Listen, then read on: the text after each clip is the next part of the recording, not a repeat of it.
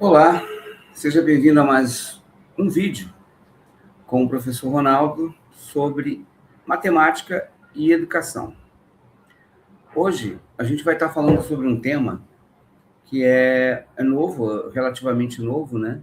Que é a questão da insalubridade e periculosidade para professores, da educação básica, ok? Da educação básica. E esse projeto, eu vou logo direto ao ponto.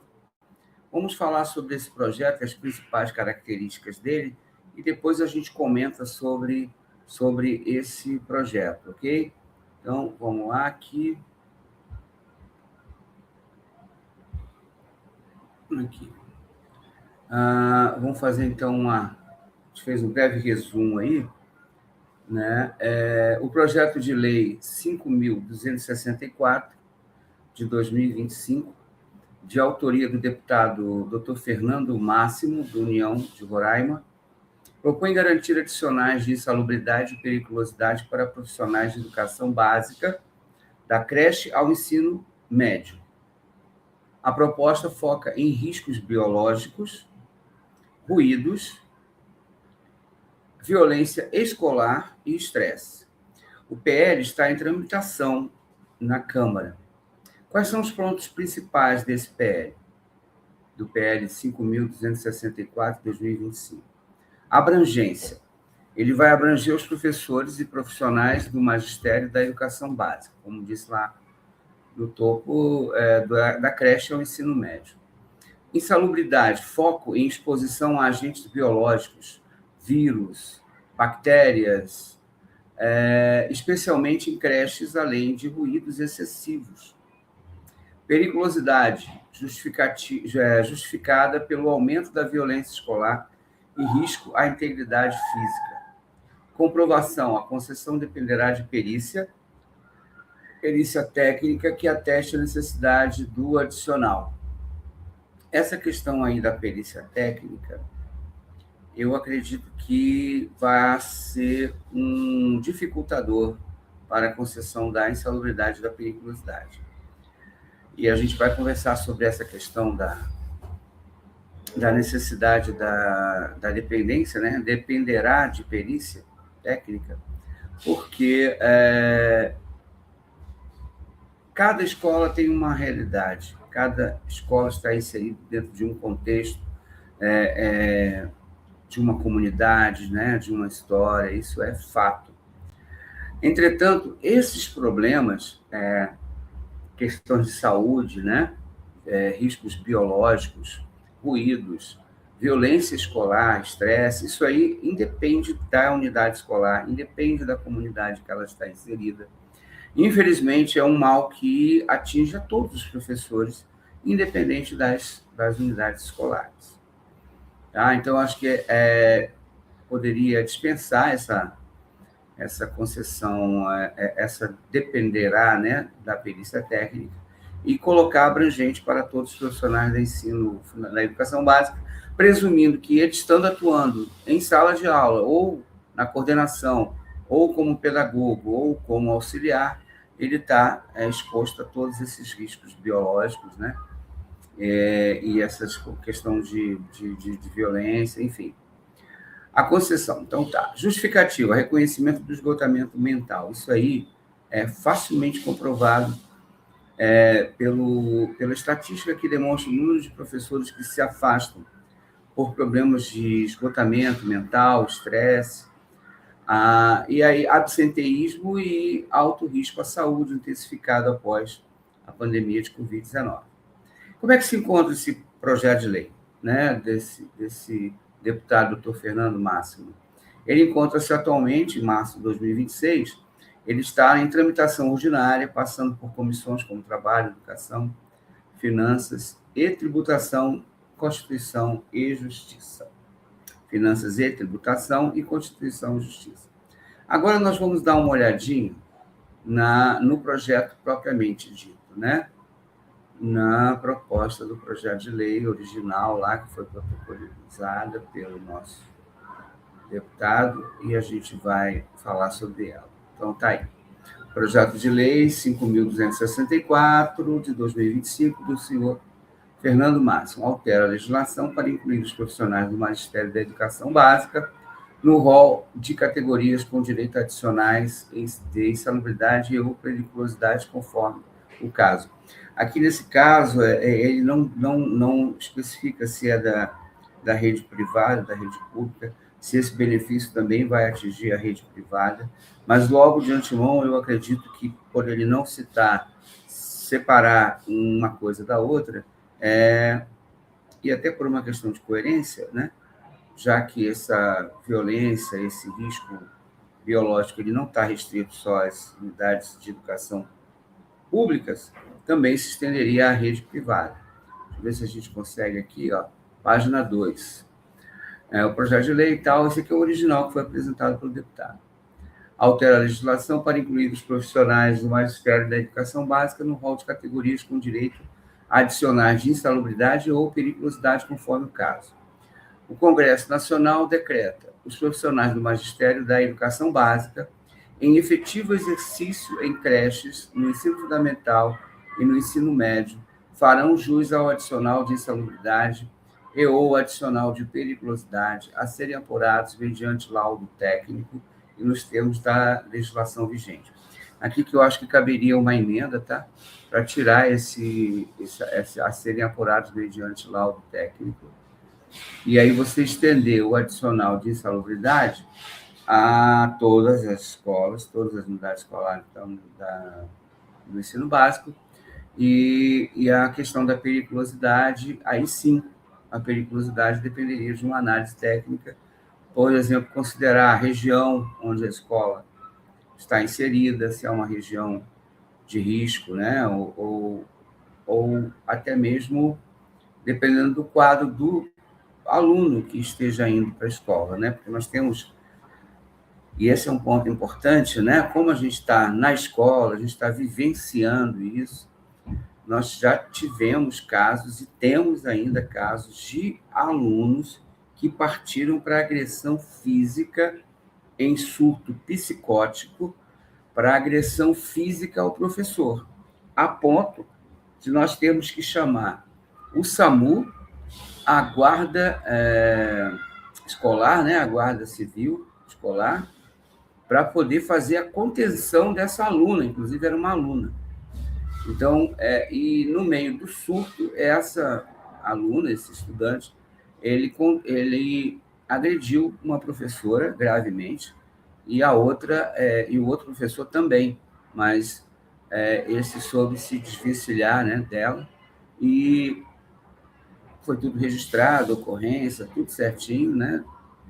E foi chamado o SAMU, essa pessoa foi encaminhada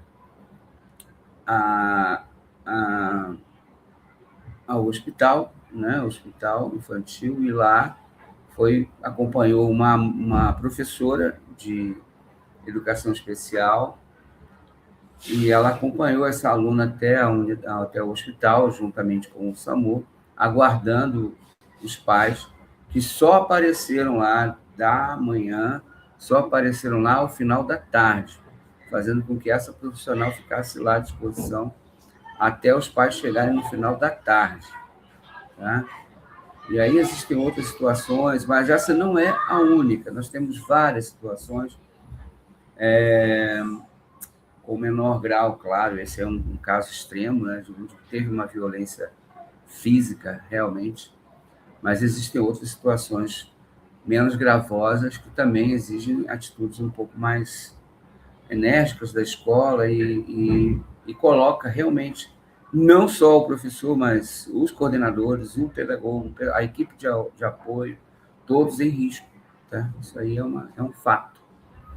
Então, aí, nem que ver, nesse caso, a periculosidade, ok, mas a insalubridade, ela é geral. A insalubridade, ela é um fato inegável.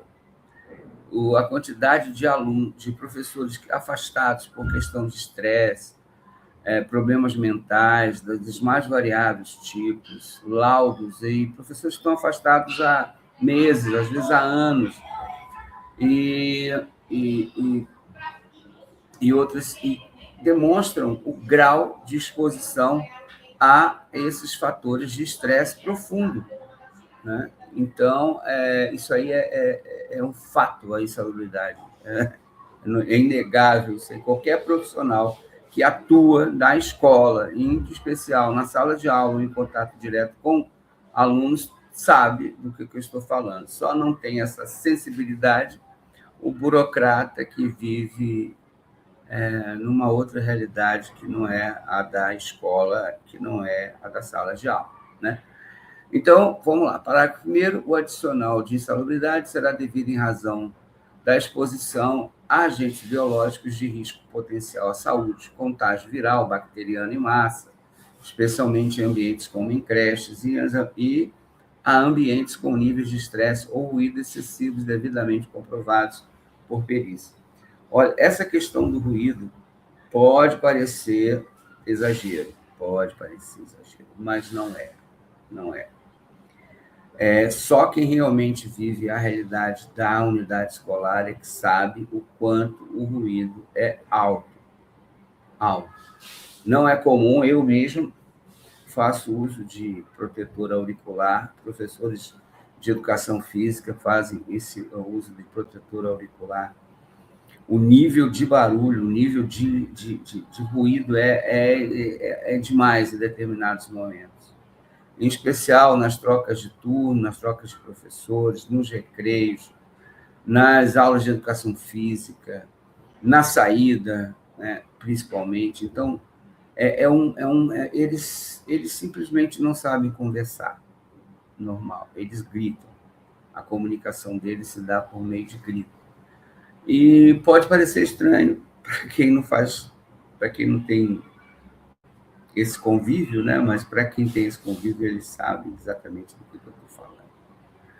E ambientes com nível de estresse ou ruídos excessivos. O estresse ele é constante, né? Quem acompanhou o vídeo anterior, a gente estava falando sobre a questão de como os alunos estão chegando nos sextos anos, como eles estão chegando nos sétimos, nos oitavos, nos nonos, que é a minha área. Eu trabalho com Fundamental 2, mas eu acredito que isso também acontece no quinto, no quarto ano. São alunos que não sabem ler e escrever. Eu até citei um exemplo de 30 alunos que simplesmente não sabem, de cada 30 alunos, 10 alunos não sabem ler e escrever, por diferentes motivos. Em torno de 4 alunos, porque são 2 a 4 alunos que têm laudo, são assistidos pela educação especial. Nós temos aí um grupo de 6 alunos que simplesmente não foram alfabetizados, né? Foram avançando do primeiro para o segundo para o terceiro para o quarto, quarto para o quinto, e chegaram no sexto praticamente sem saber ler nem escrever.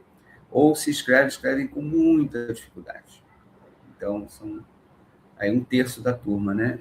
E aí se juntam a esse 1/3 mais 10 alunos, ou seja, mais 1/3 de alunos, que eles não apresentam nenhum sinal de dificuldade de serem público-alvo da educação especial, são alunos ditos normais, né?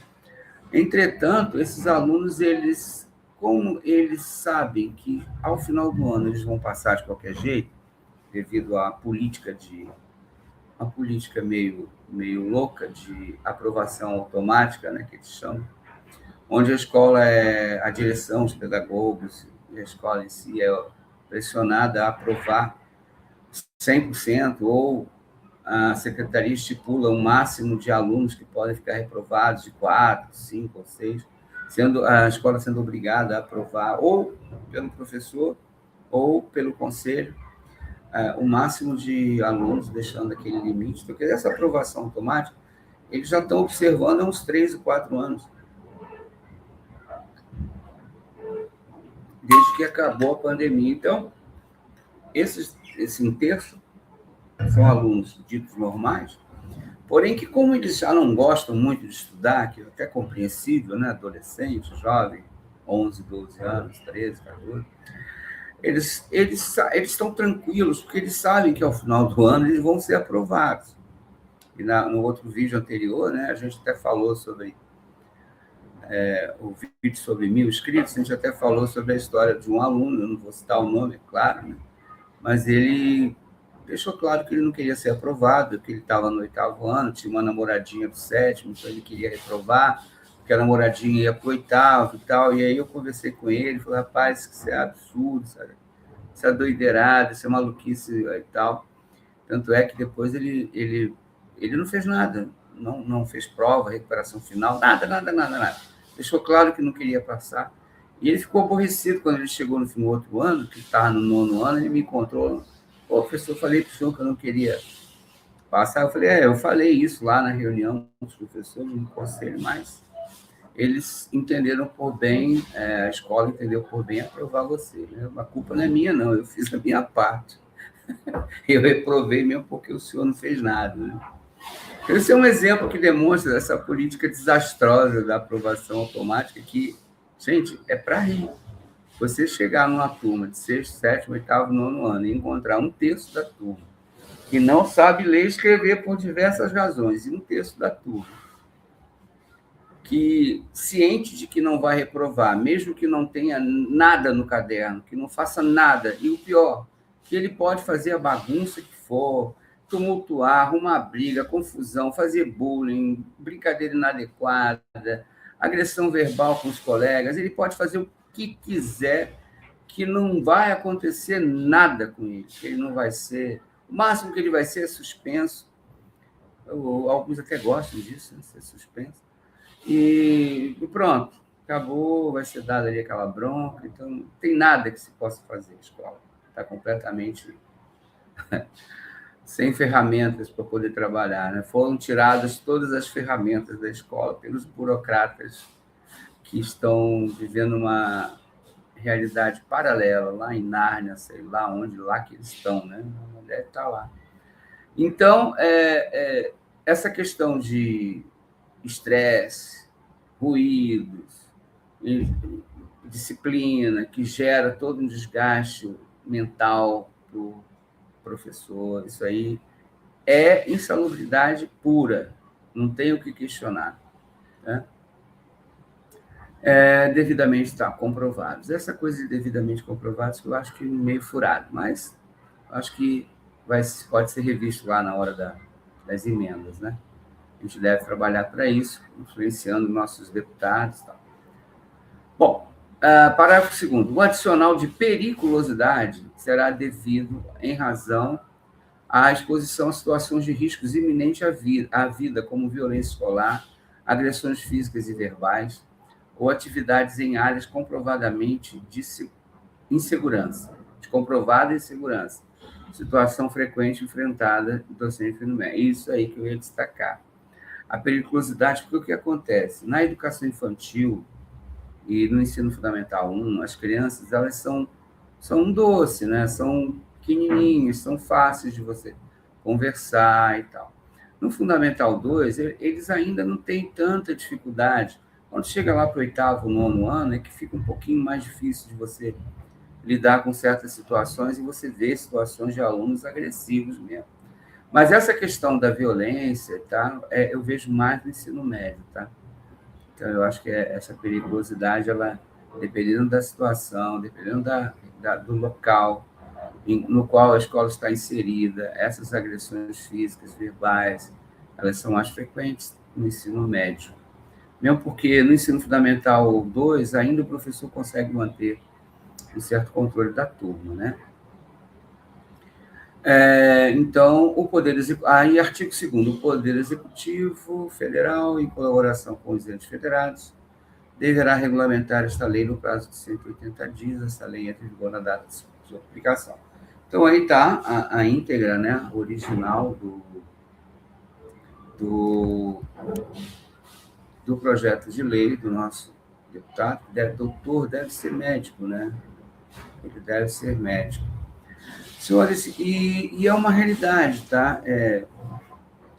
A gente tem que falar, tem procurado falar com os pais, né, com vocês aqui através do canal, mostrando uma realidade que a gente vive na escola, né, que é o que realmente acontece.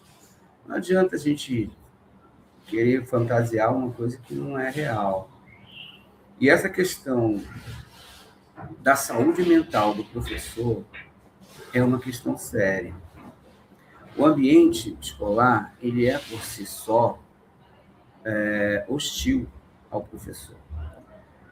O professor, muitas vezes, se vê em situações em que ele não tem o apoio que ele precisa da direção da escola, da coordenação, do pedagógico. Eu não estou aqui falando do meu caso, que eu, graças a Deus, trabalho numa escola onde a equipe pedagógica é maravilhosa, a diretora muito, muito, muito presente, e a gente tem bastante apoio, né? Mas eu estou falando de uma forma geral, e até em outras circunstâncias, como eu já estou há 30 anos nessa estrada, já passaram tive a oportunidade de conhecer outros gestores que realmente não estavam nem aí para o professor, pelo contrário, pedagogos que ficavam contra o professor, do lado do aluno, do lado dos pais, e colocando, e o professor a ponto, e eu já me senti várias vezes assim, meio abandonado na escola. Porque a gente não tem o apoio do sistema, o sistema ele é ausente, distante, vamos dizer, eu não vou falar que ele seja ausente, na verdade o sistema não é ausente, tá? Porque a gente recebe todo o apoio financeiro, material, biblioteca, estrutura, isso a gente não pode dizer que ele é ausente, ele não é ausente, mas ele assim, ele é distante da nossa realidade. O sistema, no caso que eu estou me referindo, a Secretaria de Educação, os órgãos da Secretaria de Educação, eles estão muito longe da gente, eles estão muito distantes da gente. Isso por um lado é ruim, por um lado até é bom, tá? Porque não interfere tanto, mas em determinados momentos, a escola com bastante autonomia, isso é importante também, mas em determinados momentos a gente precisa do apoio. Eu vou citar um caso. Quando, por exemplo, a gente tem um aluno recorrentemente indisciplinado, aquele aluno que possui várias ocorrências, que possui vários relatórios, e já foram chamados pais e mães e tal, foram feitos todos os procedimentos previstos na lei, esse aluno foi encaminhado ao conselho de escola, o conselho de escola foi apresentado todos os ritos, né, todos os procedimentos que foram tomados de acordo com o que determina a lei. Esse aluno é encaminhado, aí sim, ele é encaminhado para o SAED. O SAED é um setor responsável por disciplina, onde tem uma equipe também maravilhosa. Eles fazem um bom trabalho lá, mas eles têm as suas limitações até legais. Então, esse caso, ele precisa sair da esfera escolar, ir para o sistema, e do sistema ele precisa ir para o conselho tutelar. Outro problema, nem todo conselho tutelar funciona. Tem gente que está lá, eleito para fazer o trabalho, mas, por alguma razão que eles devem ter, eu não estou aqui julgando, mas a gente não tem o apoio do conselho tutelar, não. Nenhum. Esse caso que eu contei agora há pouco, dessa aluna que agrediu fisicamente, foi feito relatório, procedimentos, conseguimos transferir esse aluno em 2025, ela já está de volta na escola, por ordem de decisão judicial. Entendeu? Um juiz, um burocrata, sentado numa cadeira lá, bem confortável, entendeu que pode voltar. E a gente está aqui e todo mundo está com medo. Essa é a realidade. Está todo mundo com medo, a gente quando encontra. E não é uma pessoa raquítica, pequena, ela é enorme, grande. Já é um corpo de adulto, né, bem dizer. Então a gente fica com medo. Fica com medo porque do nada ela pode surtar e ter um ataque psicótico, gente. E isso é a realidade na escola. A gente pensa assim, a gente vai estudar, vamos fazer especialização, mestrado, para levar a excelência, né, para dentro da escola, formar alunos medalhistas da Olimpíada. Como é que você consegue fazer esse trabalho num ambiente onde você vive essa realidade? Infelizmente, não dá. E isso aí não é só exclusividade de uma escola, não, isso é geral. Todo mundo vive esse problema aí, grave. Então, é sério, precisamos pensar numa forma de compensar, até para o profissional ter essa periculosidade, essa insalubridade, para poder estar comprando remédio. E a maioria dos profissionais que eu conheço, eles estão fazendo tratamento psiquiátrico, estão tomando algum tipo de medicamento, ou para dormir, ou para relaxar, ou para acalmar. Isso é super comum, tá? Isso aí não está longe da nossa realidade. Então, eu acho que seria muito justo o professor da educação básica receber insalubridade de uma forma abrangente, desde que comprove que esteja atuando, né, efetivamente numa unidade escolar, e, em alguns casos, a periculosidade. Né? E já que a gente está tocando nesse tema, né, de insalubridade e periculosidade, isso aí, quem é professor sabe o que acontece. Vocês me permitam falar um pouco, fugindo do assunto, da questão do imposto de renda, pessoa física. Esse imposto de renda, pessoa física, ele é uma excrescência por si só, né? Porque ele tira do salário do trabalhador absurdo, tipo 30%, um terço do que ele ganha. Isso é verdade, tá? Às vezes 25% e tal. É um absurdo, gente. É um absurdo total o imposto de renda. Quando esse imposto de renda ele é cobrado de um professor, ele tem um efeito devastador na vida financeira dele. Porque o professor ele tem deslocamentos, ele tem investimentos, ele estuda, ele tem despesas com medicamentos, com remédios, ele tem todo. É toda uma realidade à parte. Ah, Ronaldo, mas se você for pensar assim, o médico, o enfermeiro, sim, também.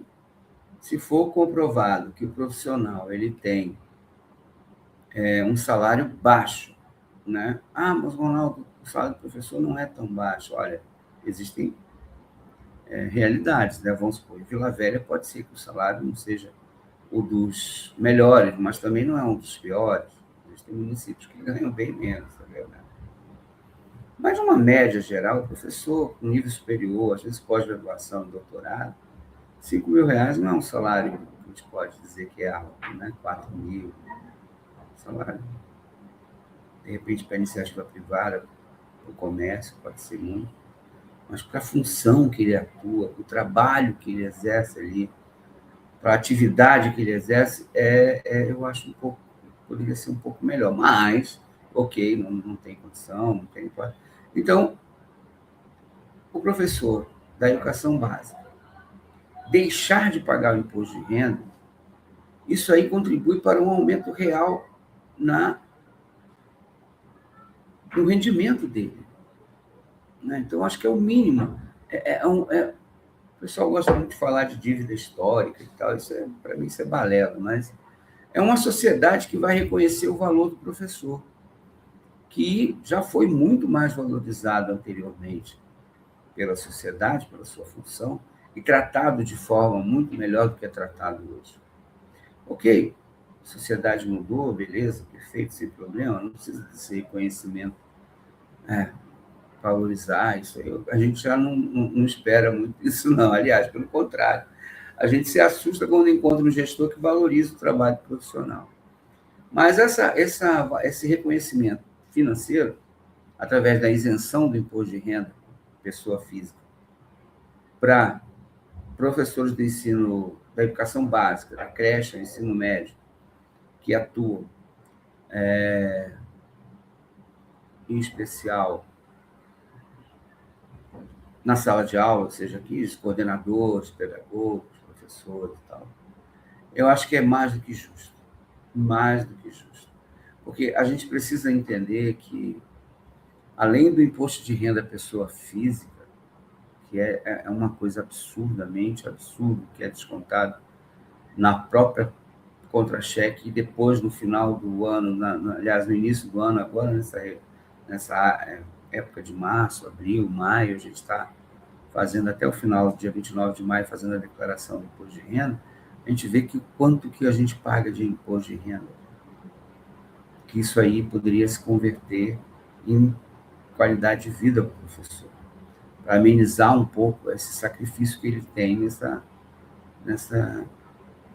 trabalho. Então, acho mais que justo, assim, assim, deputados que têm essa sensibilidade, esse deputado de Roraima, né, para ele propor também essa questão da isenção do imposto de renda para profissionais da educação básica, da creche ao ensino médio, ok? Para eles terem esse reconhecimento, essa valorização. Bom, é isso aí por enquanto. Então, novamente reforçando, insalubridade ampla, geral e restrita, periculosidade conforme análise técnica, isenção de imposto de renda ampla, geral e restrita para todos os servidores e todos os professores profissionais da educação básica, da creche, do ensino médio, né, que atuam em unidade escolar. O fim da aprovação automática. Falar nisso, eu vou só aproveitar um parênteses aqui, que aconteceu. Ano passado, nós tínhamos problemas de alunos com baixo rendimento, no 6º, 7º, 8º e 9º ano. Mas como a Secretaria de Educação ela limitou, olha, você só pode reprovar, vou chutar um número aqui, você só pode, de 600 pessoas, você só pode reprovar 4 alunos. Ou 6 alunos, vou botar 6 aqui, 6 alunos. Aí, a gente tinha um problema sério no 8º ano, muita indisciplina. Hoje é o 6º, mas na época era o 8º, ano passado. E aí, por um acordo entre os professores, né, a gente trabalha muito conversando com a gestão, com o trio, o gestor, o pedagogo, o coordenador, a direção. Os professores dos 6º anos, eu dava aula com o 9º. Os professores do 6º, 7º e 9º ano concordaram em abrir mão de não reprovar ninguém, né, deixar 0 reprovação, para poder concentrar a reprovação naqueles casos mais críticos que a gente tinha na escola, que eram alunos do 8º ano. Então, uma média de 1 aluno, no máximo 2 alunos de cada sala, que estavam em situação crítica.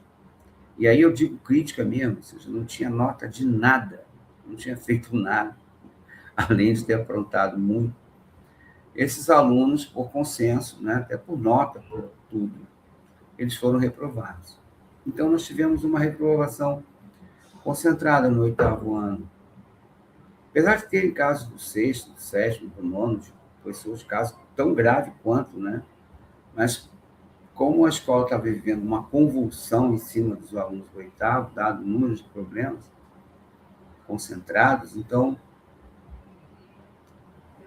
aí, esses alunos ficaram reprovados. Uma média de 4, 5 alunos ficaram reprovados. E agora, os que foram aprovados estão no 9º. Olha, gente, o 9º ano, esse ano, eles fizeram um teatro do bullying. A gente vai fazer um vídeo sobre o bullying. Muito emocionante. Muito. Vocês precisavam ver o trabalho, o teatro, que eles fizeram 2 peças de teatro tratando sobre bullying. Semana passada a gente tratou sobre isso. A escola fez exposição, nós fizemos pesquisa, gráficos. Foi uma mobilização da escola inteira e na semana está tratando desse assunto. É um assunto muito, muito importante, muito que acontece na escola. Então, nós tivemos esses alunos do 9º ano, que eram do 8º, nossa, fizeram um trabalho belíssimo. Fóruns que deram apoio e tal. Então, a gente vê pelo comportamento dos alunos do 9º ano, que eles, vendo que aqueles alunos do 8º ficaram reprovados, opa, o negócio não é bagunça. E mudaram completamente o comportamento da turma. Hoje nós temos um 9º ano normal, alunos normais, tranquilos. Né? Hoje, nosso problema hoje é o 6º, infelizmente. Então, isso demonstra, senhores, que a reprovação automática é um desastre. Porque, além de formar analfabetos funcionais, pessoas que não sabem ler, não sabem escrever, não sabem interpretar um texto, eles não sabem se comunicar. Eles não sabem falar, passar a ideia, eles têm dificuldade em se comunicar. Olha o grau, o nível de pessoas que a gente está formando. A gente vai entregar isso para o ensino médio, para o governo do Estado. Em determinados casos, no ano passado, eu falei, se alguém perguntar quem foi seu professor, não diga que fui eu. Inventa um nome qualquer, diz que não lembra, porque é uma vergonha. Você vai para o ensino médio, nós somos obrigados a passar eles, mas eles não sabem nada. Se você perguntar a tabuada para o 9º ano, eles não sabem. Isso é sério, isso não é brincadeira. Eu estou rindo para não chorar, porque a situação chegou num ponto interessante. Ah, Ronaldo, mas eles fazem essas provas do SAEV, do SAEB, essas provas institucionais, aí tem algum resultado? Sim, é verdade. Aliás, nós temos bons resultados aqui na nossa escola todo ano. Alguns não tanto, algumas turmas às vezes dão uma falhada e tal. Mas numa média a gente está numa crescente, lenta, mas numa crescente. Isso é verdade, sim, é verdade. Mas eu não estou falando assim do topo. Lembra quando eu falei da turma dos 30 alunos? 10 que não sabem ler e escrever e 10 que não querem nada com nada? Os 10 que querem, nós temos excelentes alunos. Medalhistas de ouro na Olimpíada de Matemática. Aliás, nossa escola foi a única escola do município de Vila Velha com medalha de ouro nacional. Um aluno, Davi Dutra, que foi meu aluno do 9º ano, esteve comigo desde o 6º, nós acompanhamos alunos 6º, 7º, 8º, 9º. Desde o princípio ele se mostrou um aluno super interessado, super empenhado. O único medalha de ouro do município, aqui na Olimpíada de Matemática. Várias medalhas de prata e de bronze. Então, esses 10 alunos que são top, que a gente consegue fazer um trabalho de excelência, eles meio que compensam aqueles alunos que são muito fracos, que são da educação especial, ou até mesmo aqueles que não são público da educação, que são ditos normais, mas que não querem nada, eles meio que compensam. Nós temos excelentes alunos aqui. Olha a dificuldade de você estar numa sala de aula com 30 alunos, onde só 10 têm interesse, né?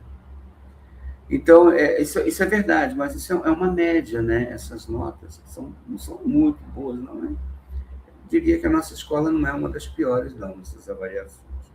Nós conseguimos, graças aos professores de português e matemática, que são excelentes. Nós temos uma equipe de professores aqui, de uma forma geral muito boa, qualificados, mestres, pós-graduados, né? Pessoal que investe na sua formação.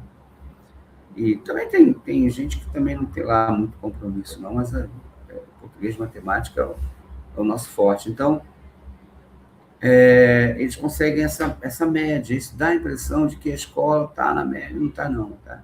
Nós temos tops, alunos excelentes, temos alunos muito ruins, e no meio fica esse vazio aí de alunos que engana um pouco essa avaliação institucional. Mas a gente não desiste. Na verdade, o professor é um bicho teimoso, né? Ele não desiste, a gente vai continuar tentando. A gente acredita, a equipe acredita que com o trabalho, né, a coordenação, junto com os professores, a questão da organização da escola, né, isso tudo vai devagarinho, vai acalmando essa turma. A gente teve, no início do ano, um pico de estresse alto, agora ele vai melhorando. Acredito que ao longo do ano a gente vai conseguir aí melhorar essa questão da disciplina, né? Mas o ruído é incrível, incrível, incrível, incrível.